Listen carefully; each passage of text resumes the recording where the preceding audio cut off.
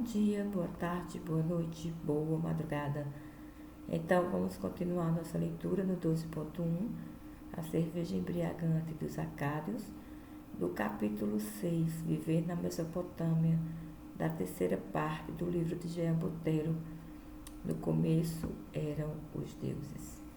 Estamos na página 123 e o total é 186. Que bom que você está acompanhando aqui comigo. Sugira, né? Deixa sua sugestão, comentário. Contribua aí.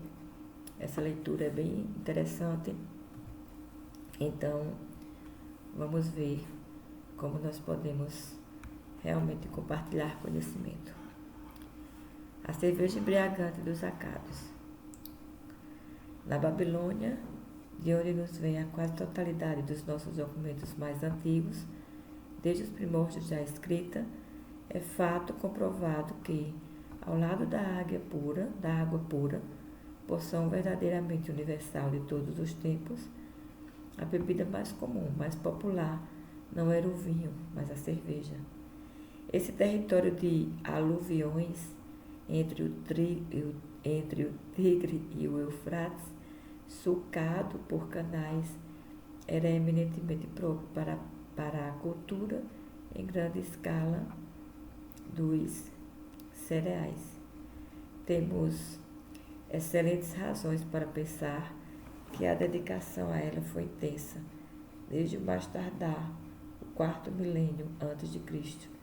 É com base em tal trabalho e ao mesmo tempo na negligência da energia e no senso de organização dos habitantes do país que muito cedo se edificou sua riqueza e preponderância.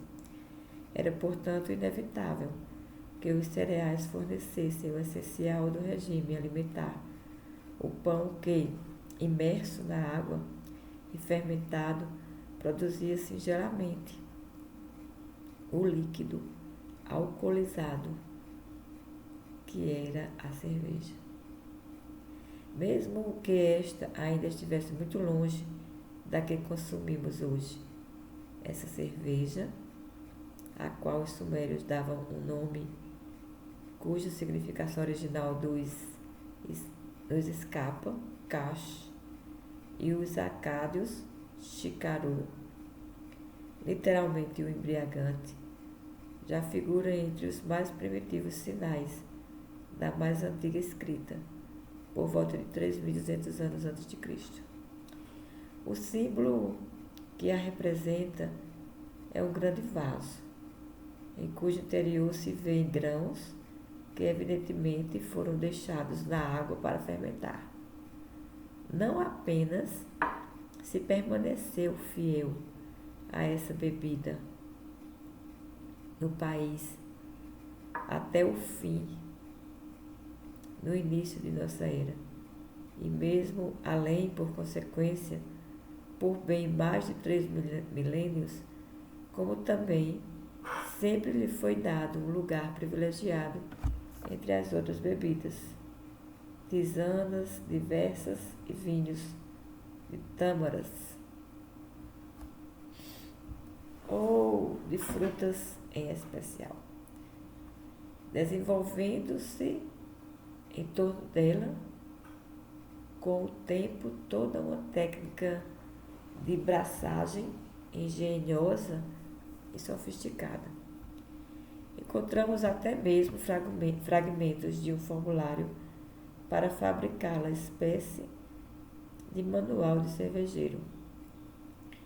E nossos textos nos permitem conhecer mais de 50 tipos de preparação diferentes, variando entre si pelo grau alcoólico e pela encorpadura, pelos cereais de base, pelos diferentes sabores acrescentados.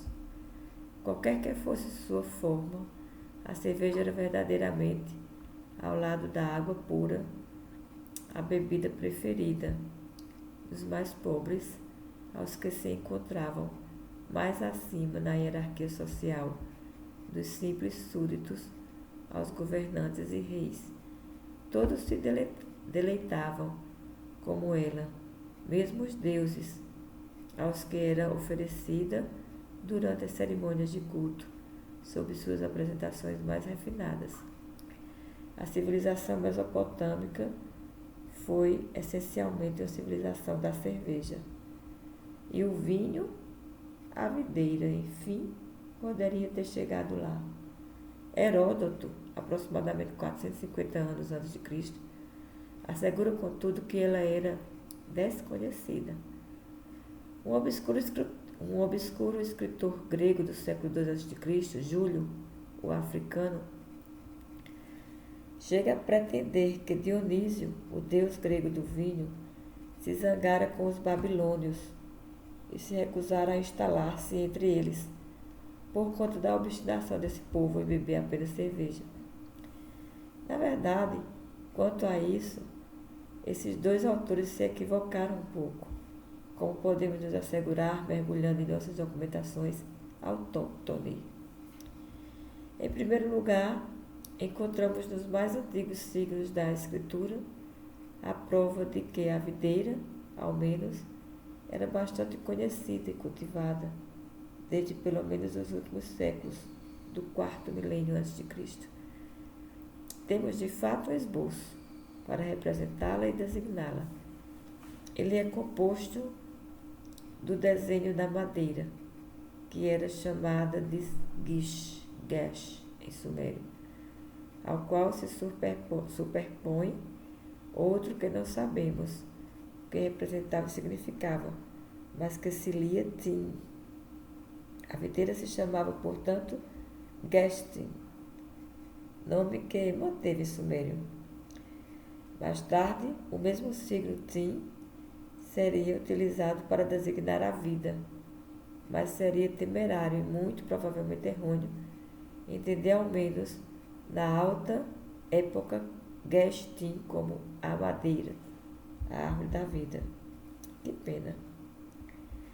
De toda maneira, o signo Gestin se relacionava não ao vinho, mas à árvore de que é tirado a videira. A prova de que a videira foi trazida de fora pode ser encontrada no próprio nome que os acados lhe deram, Caranu.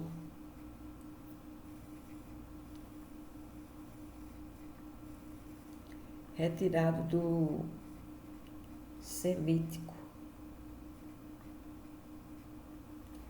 que então se falava na região síria, e onde esses mesmos acados provavelmente vieram em hebraico e em árabe, ainda chamado de Carã, como quase sempre eles importaram as coisas com seu nome. É o caso, por exemplo, do nosso té e do pudim. Uma vez traduzida, talvez desde o fim do quarto milênio a.C., se ela não se desenvolveu por toda parte, como afinal teria sido possível, isso se deve manifestamente à preponderância afirmada da cultura cerealista.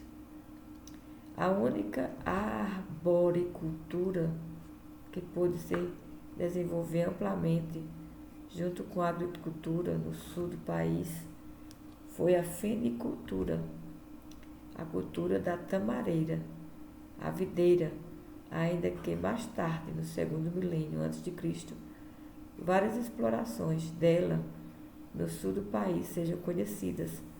Praticamente não passava no início de uma árvore frutífera. Entre outras, cultivava no jardim para diversificar a produção de cereais.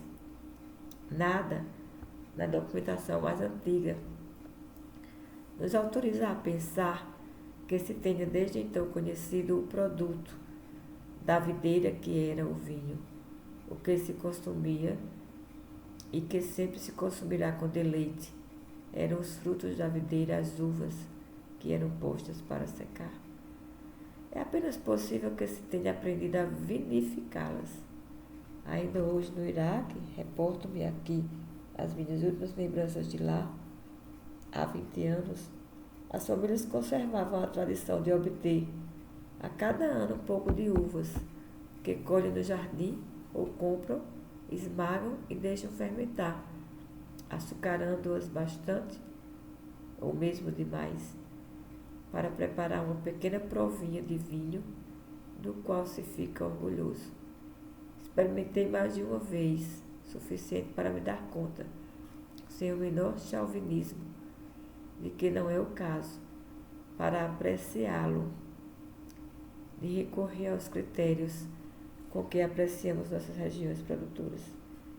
Mas pouco sabemos sobre até que ponto seria possível supor a prática de semelhante vinificação privada na Mesopotâmia, na época antiga, uma vez que não temos realmente nada em nossos textos que possa nos dizer algo a respeito. Muito pelo contrário, se a videira existe em toda parte no país desde a primeira aurora da história, o vinho só nos é testado mais tarde e nos aparece inicialmente como vindo de fora. O mais antigo texto que nos fala explicitamente dele, ele tem o mesmo nome da videira, Gest, em sumério Caranu, em acádio, mas o contexto discrimina, data de aproximadamente 2.350 anos a.C. Numa das inscrições comemorativas de seus altos feitos, que segundo o costume o rei da cidade meridional de Lagash, Uruiningma, havia mandado gravar em pedra. Ele se gaba de ter mandado construir uma adega, a qual desde a montanha trazia-se vinhos em grandes vasos. A esse respeito pode-se observar dois aspectos. Primeiramente, para designar o local próprio para armazenar e conservar o vinho, a adega. Faltam palavras ao escriba, que não por acaso escreve reserva de cerveja, o que já é eloquente para acusar o enraizamento prioritário dessa bebida no país. Em segundo lugar, e principalmente o vinho de saída, nos aparece aqui como importado e importado da montanha. Esse termo, que tanto em acádio quanto em sumério significava o estrangeiro, que se separava da Mesopotâmia, no nordeste e no leste por montanhas. Tem grande chance de designar aqui o que mais tarde será chamado de o Alto País, isto é, todo o território que se estendia no noroeste e no norte, desde o Mediterrâneo e até mesmo a Anatólia Oriental, até os Piemontes do Cáucaso, e que, para ser breve, chamarei aqui de região sírio-armênia, terra não apenas bem fornida de alturas, colinas e massas montanhosas, acidentes geográficos completamente desconhecidos nesse plano país que é a Baixa Mesopotâmia, mas cujo acesso exigia que se subisse de volta o curso do Eufrates ou do Tigre. Foi do oeste dessa região da Síria que chegaram os primeiros semitas, que se instalaram na Mesopotâmia, aos quais já imputamos a importação da videira. O vinho também veio, pois de lá ainda na Mesopotâmia estende-se.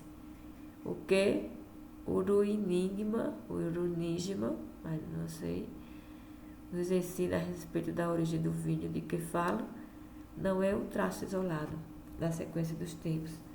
As origens estrangeiras do vinho são frequentemente evocadas de todas as maneiras em nossos textos, e mais de uma vez é relacionado à mesma região, recebendo por vezes o significativo nome de cerveja da montanha. Por si, essas alusões não implicam que devemos atribuir à região sírio-armênia a origem do vinho como tal, mas somente daquele que circulava na Mesopotâmia.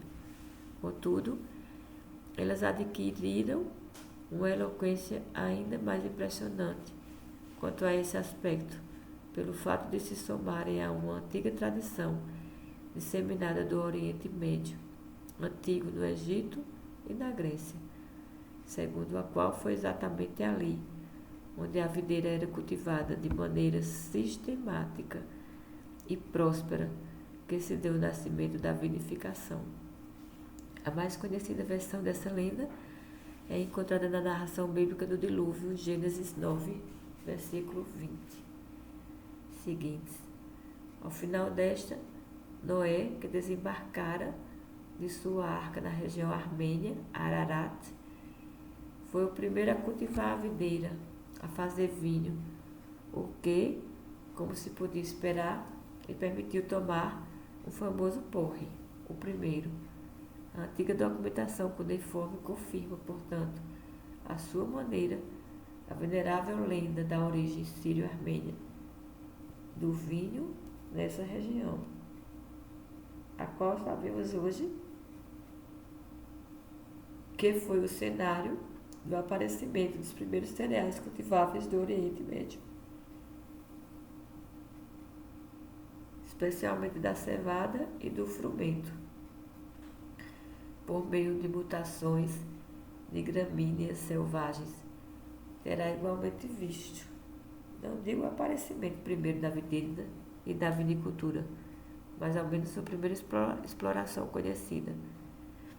Não mais para consumir uvas, mas para fabricar com elas essa bebida fermentada e alcoolizada que todos veneramos desde então. Que bom que você ficou até o final. Inscreve-se no canal, curta, comenta e compartilha. Inscreve-se, porque daqui a pouco nós vamos trazer barcos carregados de vinho. Descem o Eufrates. Show! Vamos lá!